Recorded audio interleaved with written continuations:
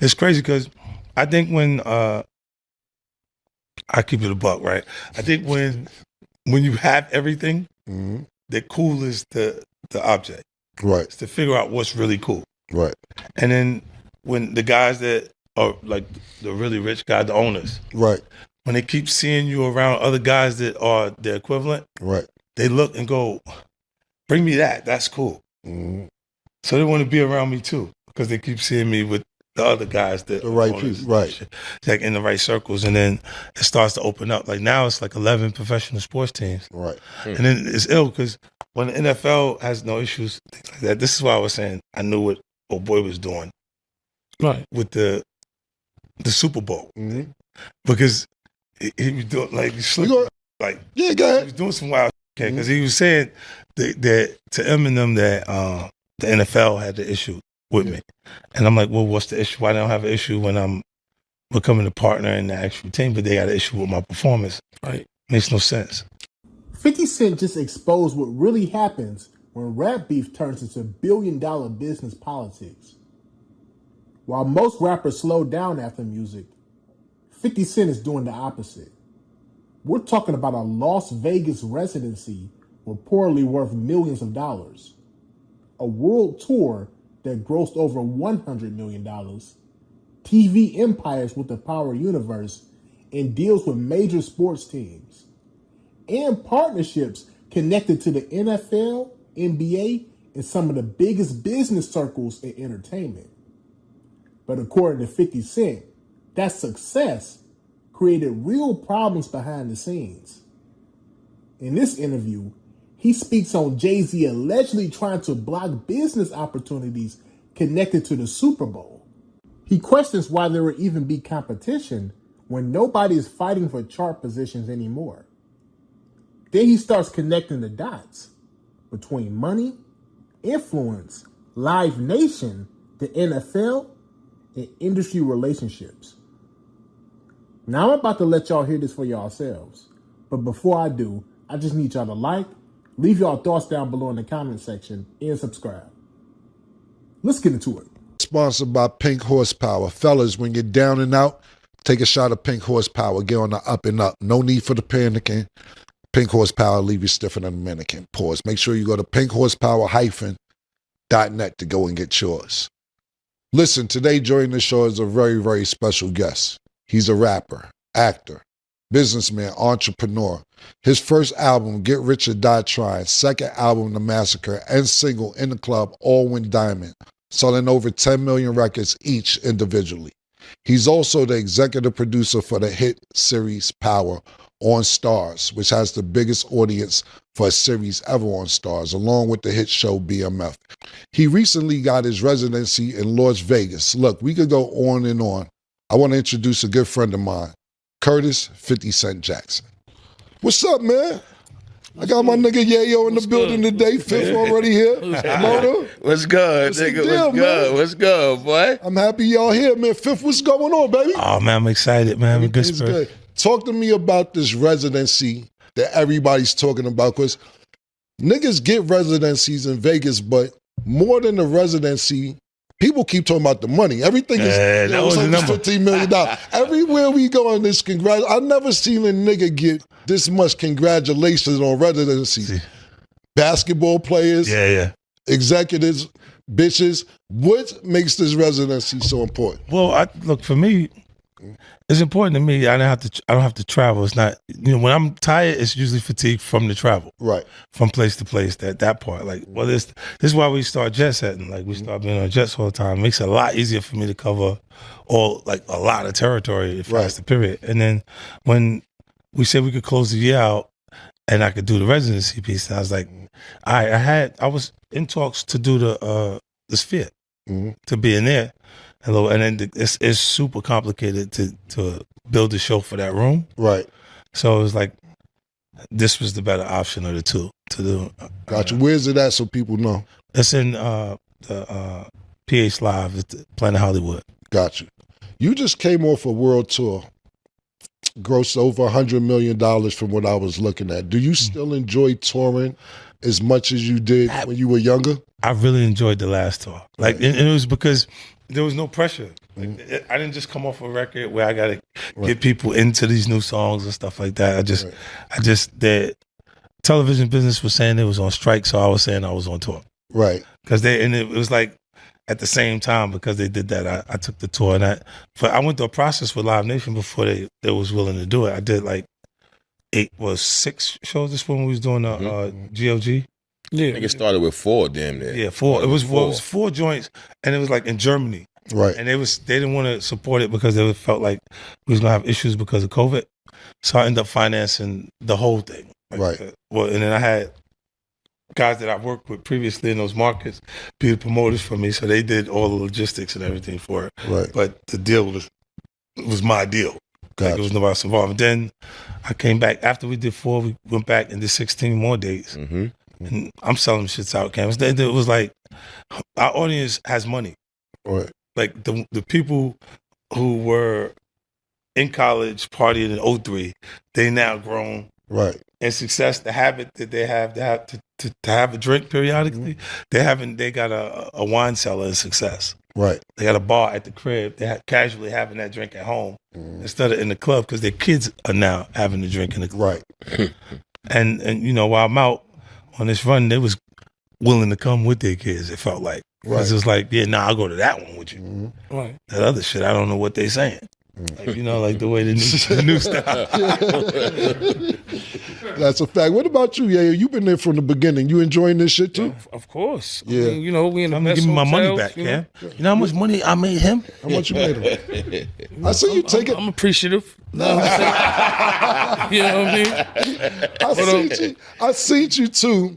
So I want to stick to the touring and go into some things that people don't know about you real quick. But I want to ask you, Yayo, I seen you taking some acting classes, 50 posted. Right. Do you feel, when you see Fifth, do you be like, yo, what's up? Can I get a part? What's happening? Does he tell you, I need acting? You know what I feel? I feel like Power wouldn't be what it was if he put all his friends in there. Gotcha. So I know it's not like that. You know what I'm saying? And he turned everybody, Michael Rainey, all these guys into big actors. Right. But some of them been to school for years. Right. You know what I mean? So I know it's not just he could just put his friends in there. Right. Of course, I want to be in something. Right. But you know what I mean? you gotta work for it. You know what I'm saying? Nah, that's what's up. And then as for tour, come on, we staying in like Amani Hotel. Right. You know what I'm saying? We staying in the Four Seasons. Right. We staying in the best hotels. The best of the best. Yeah, and he don't gotta put us in those hotels. Right. You know? Nah, that's what's up, man. Because for me, and I didn't have to love like such music-wise, I just be, sometimes it'd be like, yo, I don't feel like it. I don't really feel like it. My nigga, I can't do it, my nigga. Exactly. Yeah, nah, but when I see you guys on tour, y'all niggas are genuinely enjoying yourself. You know what I'm saying? Like, talking to Star. So what was your last 72 hours like? This week, where did you go? Oh, man. We went to Qatar. Mm-hmm. So we flew, this was 12 hours. 12 hours there. 12 hours there, 13 hours This is Thanksgiving night. Right. We flew to Qatar. Atlantic City. 12 hours. We went there for like an hour and 45 minutes. So we got off.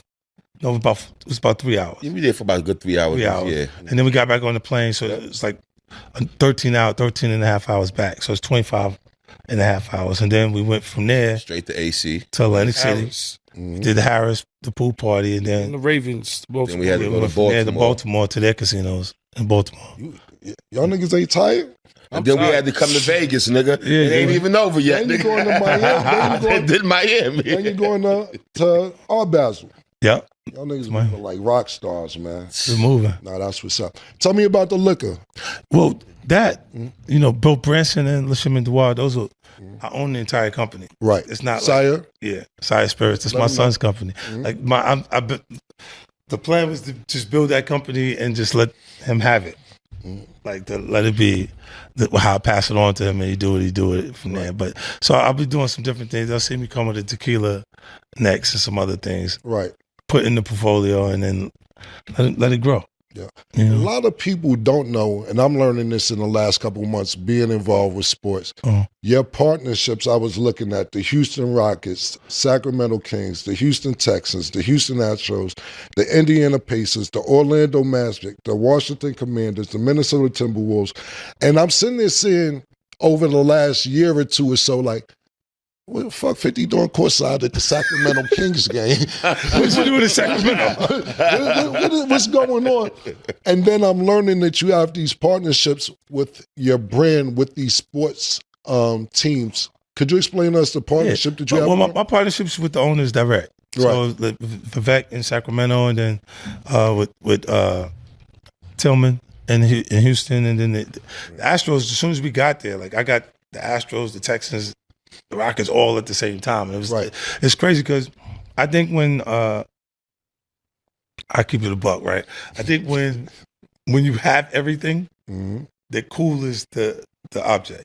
Right. It's to figure out what's really cool. Right.